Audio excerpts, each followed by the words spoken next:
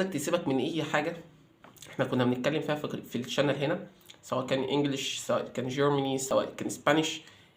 وعايزك تسمع اللي انا هسمعه لك ده.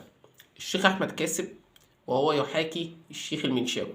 طبعا اللي ما يعرفش الشيخ المنشاوي، وطبعا ده مستحيل يعني محدش يعرف الشيخ المنشاوي، هو الصوت الباكي.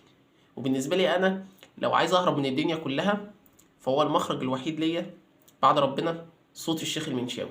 فتعالى نسمع الشيخ احمد كاسب وهو يحاكي الشيخ المنشاوي. وجاءه قومه يهرعون إليه ومن قبل كانوا يعملون السيئات. قال يا قوم هؤلاء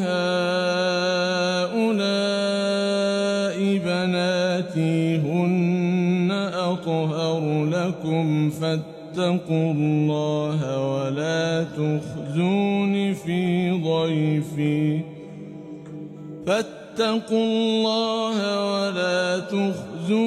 في ضيفي أليس منكم رجل رشيد.